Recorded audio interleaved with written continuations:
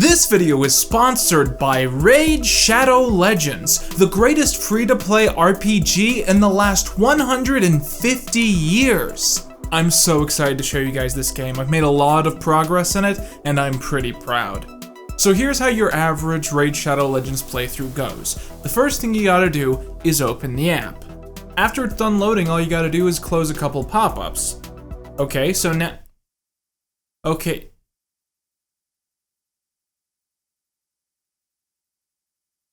Okay, so here's the thing I wanted to show you guys. Today is officially the 49th day in a row that I have been playing Raid Shadow Legends. And look at that, for logging on that often, I get a little reward. I'm given 500 energy, which is good because I was starting to get worried that I'd eventually run out.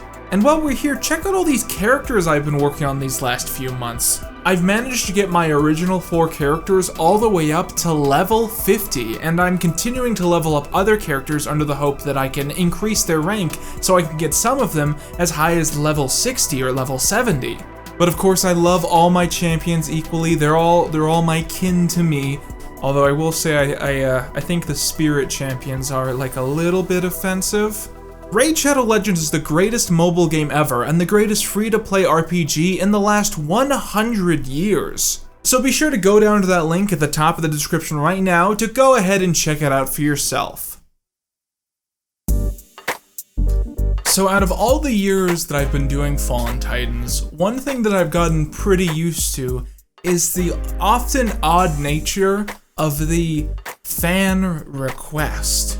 The most common comments I tend to get on any video I post are usually, do Fallen Titans on XYZ, and then a follow-up comment responding, hey, XYZ isn't a Fallen Titan? So recently I've started to notice that one of the figures who consistently racks up the most requests and the most rejections is Sargon of Akkad. And after so many years, I've decided to listen to you guys and to cover him on this show. And of course, I'm fully expecting the comments to be flooded with people proclaiming, well, Sargon technically isn't a Fallen Titan. And they have a point, because he never really fell. He just died 4,000 years ago. But I feel like Fallen Titans is a show that's been going on for so long that I have to start lightly stretching the standards of who gets allowed on this show. Because in reality, the amount of people who actually fit that course description I gave in episode 1 and are actually interesting people boils down to about 3 or 4. So today we will be looking at the life of Sargon of Akkad, his loves, his losses, his conquests, and his eventual decline. And hell, while we're recording this video, I'm gonna play a little Raid Shadow Legends, because this is an app that doesn't actually need your full attention. There's a feature where the game plays itself, and additionally the multi-battle system means I can press one button and have one level loop 30 times over without me having to do anything with my phone. So I can level up characters and get new items, all while setting this to the side and doing work, or taking a shower, or even just going to bed.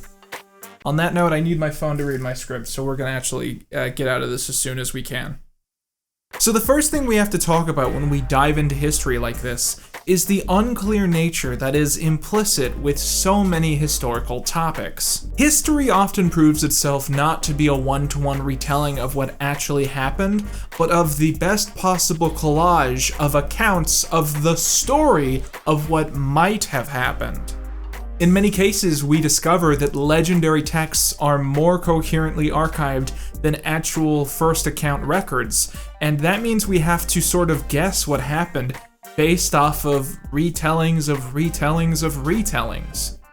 And this doesn't always universally have to only apply to ancient figures. I mean, most of the fun facts you probably know about Marilyn Monroe almost certainly aren't actually true. But in some strange way, the lies that you have been told are more important culturally than whatever the truth once was. My point is that with history, most of the voices we end up hearing from are unreliable narrators. Every single transcript or story we have about Sargon was not created during his lifetime. Instead, after he died, he became a bit of a legendary figure, and the stories told in the 2,000 years after his death are what we have archives of. And of course, if a story was printed 2,000 years after a man died, it's very possible that it's not entirely accurate.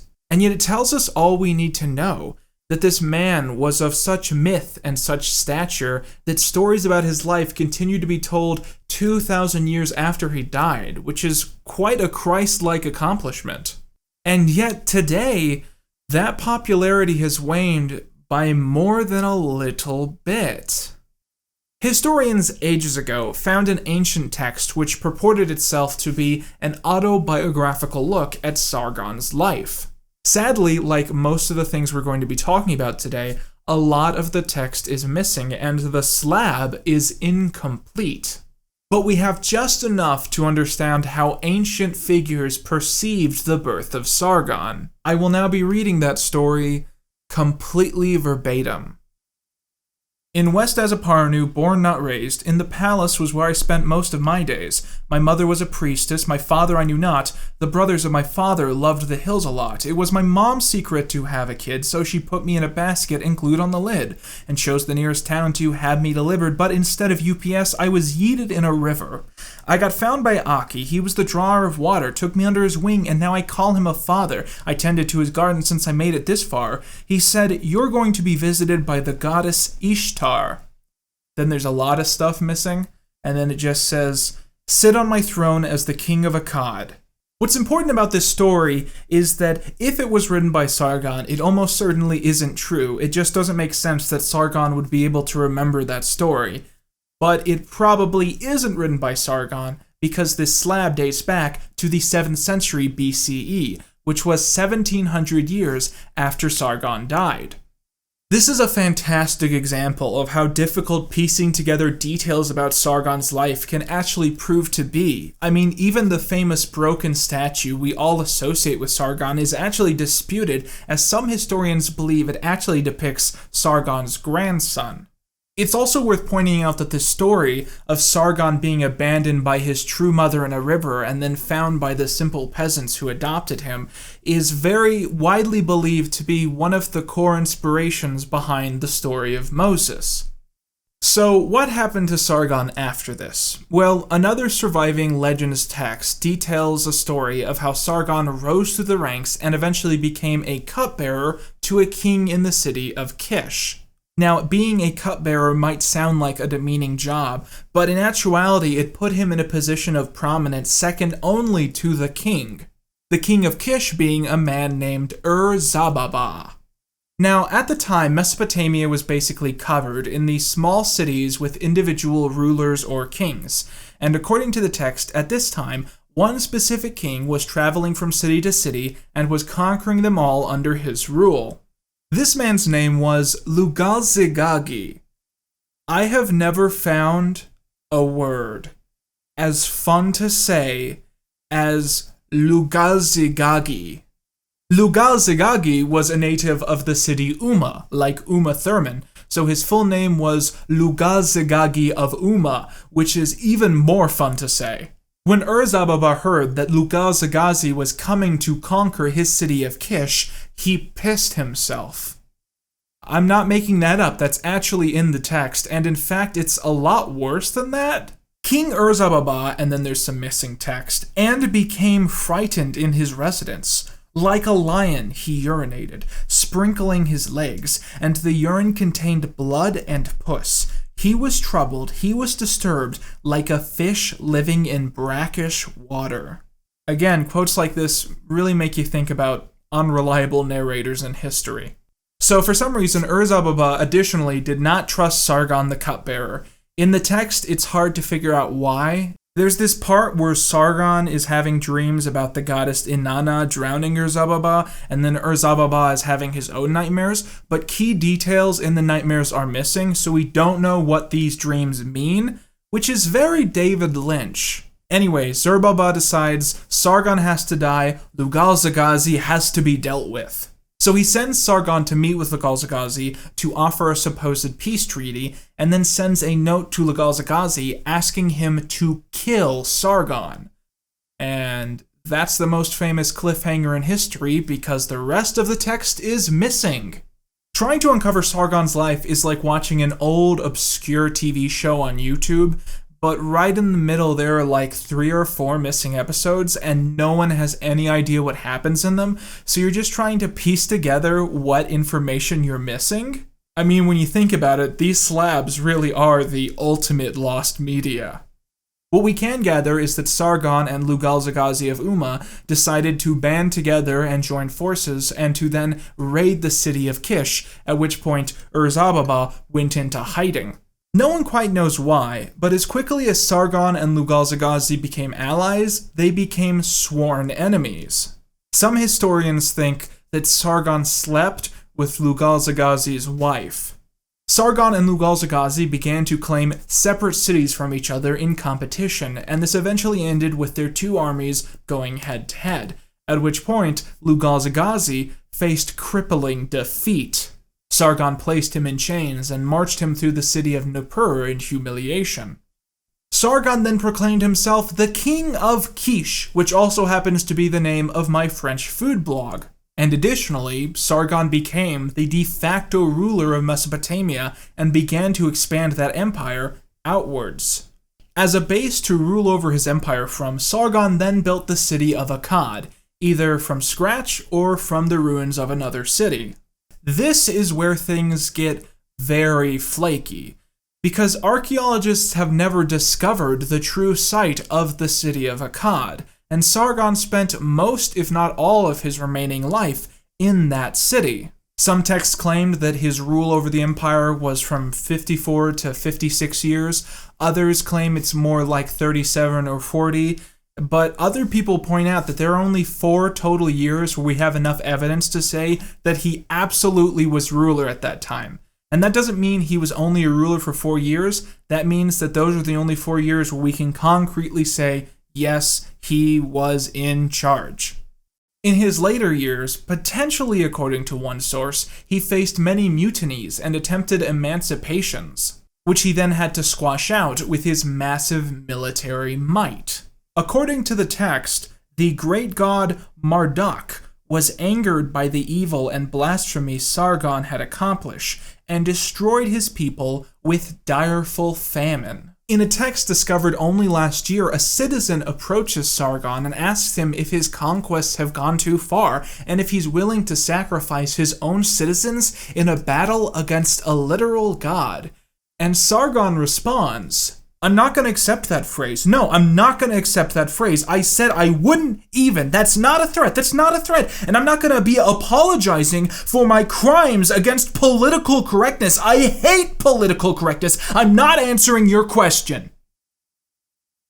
Again, so much of the text is missing here that we have no idea what that quote means. After his death, his offspring continued what has been called his Sargonic dynasty, which ruled over the Akkadian Empire he created. Indeed, it has been consistently argued that he is the first known person in recorded history to rule over any empire, although figures like Lugal-Zagazi potentially might have claimed that same idea if we knew more about them.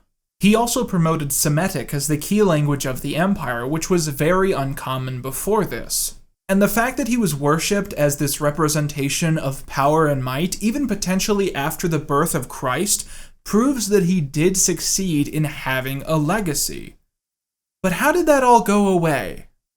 Well, personally, I credit Sargon becoming a footnote in history mostly to the dependence on his life being told through these stories, which themselves were barely archived. We know almost nothing about Sargon, and we would know even less if we didn't have these incomplete lumps of clay. All that's left is a lot of half-complete stories which probably weren't totally true in the first place. We actually don't even know his name, because Sargon is supposed to be a title he chose partway through his life.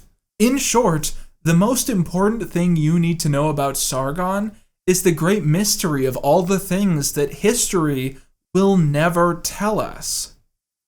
It is notable that Sargon inspired 2 great works. The first is the Bible, as it's widely believed that he's one of the core inspirations for the biblical character of Nimrod. Somehow even less flattering is the fact that he is featured as a key character in the direct-to-DVD movie The Scorpion King 2: Rise of a Warrior, a prequel being billed as a sequel to a movie that is a spin-off of the Brendan Fraser movie The Mummy. One reviewer described it as cheap, ugly, deadening, lacking even the common decency to be unintentionally funny, the sheer ineptitude increasing with each passing scene. But was it accurate to the actual Akkadian figure? I'm gonna guess no. A special thanks to Raid Shadow Legends, the most important thing in my life as of this moment. If you log on to this app here, you can play as all these characters, unlock champions, upgrade your weapons. Don't run out of coins, because you really need the coins to do everything. You can slowly collect gems to be able to Guys, I have a confession to make. This video, this video isn't actually sponsored by Raid Shadow Legends. When I first agreed to do a sponsor back when they were emailing me like 20 times a month, I decided that I actually needed to get into the game and start playing it all the time. And my plan was that when I got around to doing the second sponsor, I'd be able to show that I was actually really into it and I'd gotten really good into the game and I'd gone far along in it. But I don't think the first sponsor went over very well because they stopped answering my emails. This happens all the time. And it's not just sponsors, it's every time I make what I think is an important connection. I think this is such a great time. And this is so important to me, and this is going to lead to something great. And then we never talk again. And you know, I've started to realize it's clearly me. I know that staying in contact with someone, especially someone you barely know, takes so much energy, and it probably weirds a lot of people out that I am totally willing to put in that energy emphatically. And I've gotten used to it, you know? I've just gotten used to it. But the one thing I think I wasn't prepared for was for Raid Shadow Legends to stop talking to me. I'm proud and ashamed and a little bit aroused. I mean, this is my Scarlet Letter. This is my Red Badge of Courage. I read both of those books in the 8th grade. They were far beyond my reading comprehension. The English teacher should have known this, so I barely remember them, so I'm not sure if I'm using those quotes correctly. And I've been playing this game every day for 50 days now, and I've been diligent about it. I mean, I've been unlocking every reward, every daily challenge, every dungeon tournament reward, leveling up all my characters to rank 5 so I can fare better in the arena, and I have nothing to show for it. Some days this month, I've been spending more time playing Raid Shadow Legends than working on my own YouTube content. And there's no future in that. There's no point in investing time in this because I'm never going to be able to do another Raid Shadow Legends sponsor. This is it. This is done. I'm never going to have an excuse to talk about Raid Shadow Legends again. So I might as well get a really good one in. So y'all want to talk about Raid Shadow Legends? You want to talk about Raid Shadow Legends? Let's talk about motherfucking Raid Shadow Legends, because I know everything there is to know about Raid Shadow Legends.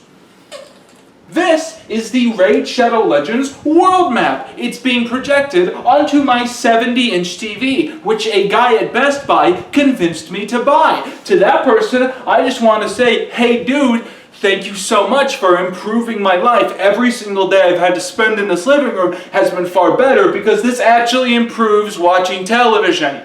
So what we're going to do now is, I'm going to explain to you the intense lore of Raid Shadow Legends, just like I explained to you the intense lore of Mesopotamia, if that's a real place. And this will serve as a lesson to you. Sometimes not knowing the whole story is actually better. Okay, so we start off our adventure in the kingdom of Kerok. There, King Teba has broken 11 generations of peace between this kingdom and another kingdom, which is named Aravia. And he's having his military expand into the territories between those two kingdoms, and he's putting taxes on his civilians so they can't make a living, and everyone's in poverty and turmoil. He's basically being a big old dick. So we're a group of people who've decided we're going to break into that motherfucker's castle, and we're going to try and talk him out of all these policies that are like destroying the mythical realm. We go through the castle, we kill everyone in the castle, and we eventually get to the throne room, and that's when we are revealed the game's true, shocking twist.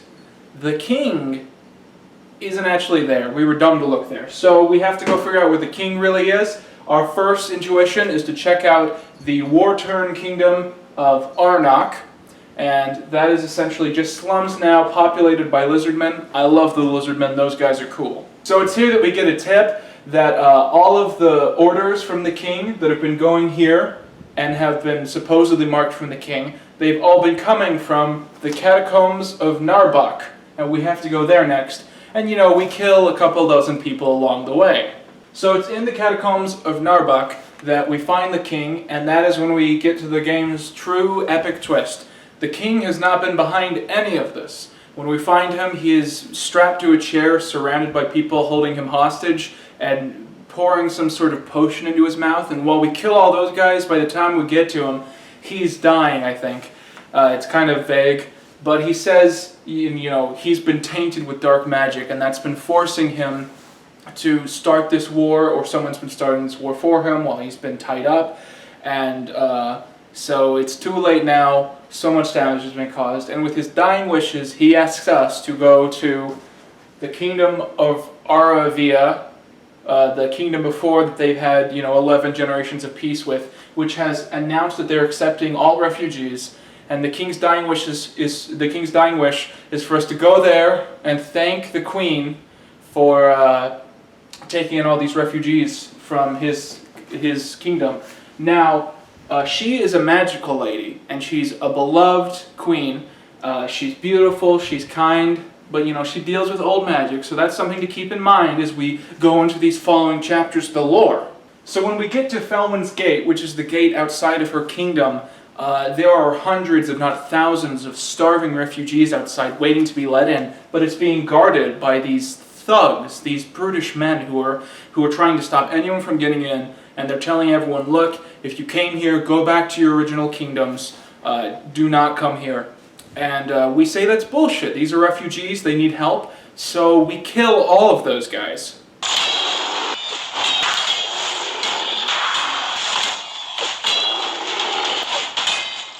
But as we and all of the refugees pass through the gates, one of the guards that we killed stops us and grabs us, and pulls us to the side.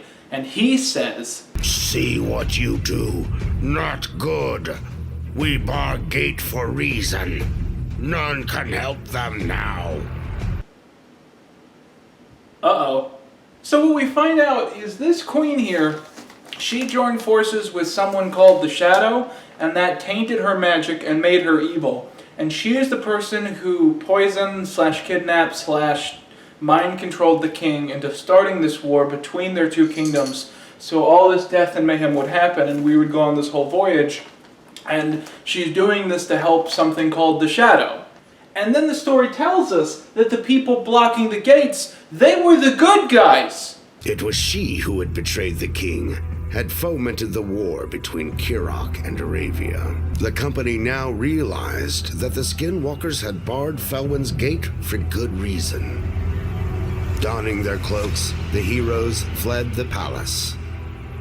And throughout the rest of this motherfucking game, this is the pattern that happens. We go through priority number 1, kill everyone, ask questions when everyone's dead. And sometimes it turns out we didn't kill the right people. We just went through and if someone was on a smoke break, we were like, hey, I'm going to cut your head off real quick. And that's just what we do. Am I supposed to go through here and accept I've made all these wrongs, then keep doing the same thing over and over again? What am I, the fucking CIA?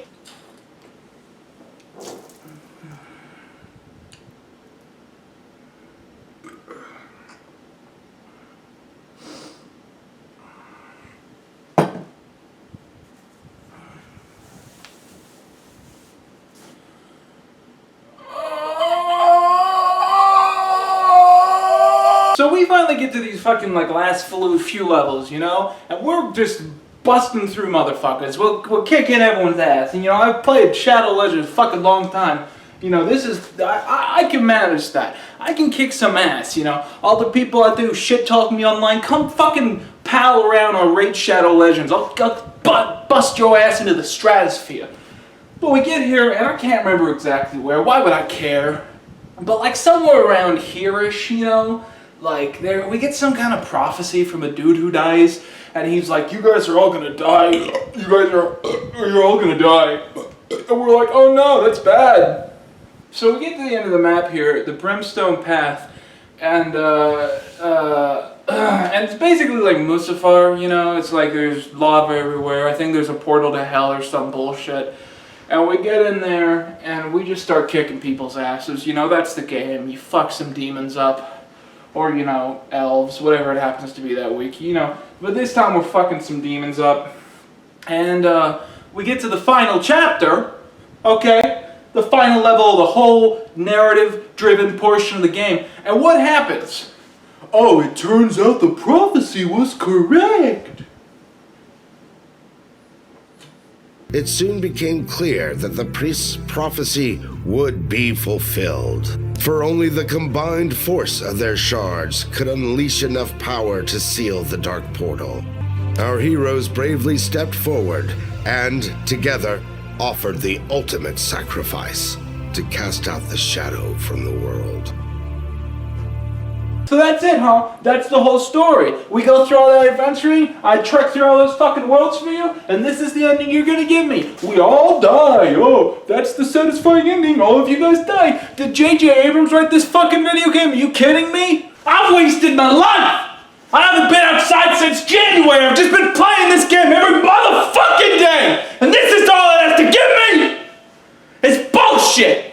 Fuck you, Raid Shadow Legends, you're a piece of shit! You ruined my life!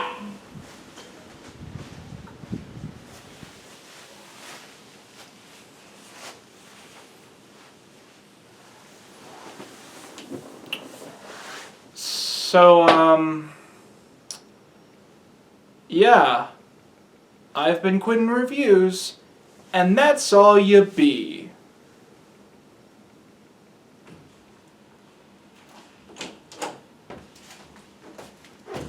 Who the fuck are you? Everywhere you look, everywhere there's a heart, a hand to hold on to. Everywhere you look, Haha, yes, 'tis I, Evil Quinton, from the B-movie universe. 5 months ago, John miskilled me, but now I'm back as a ghost, just like my father, Wyatt Receiver. Get the fuck out of my house!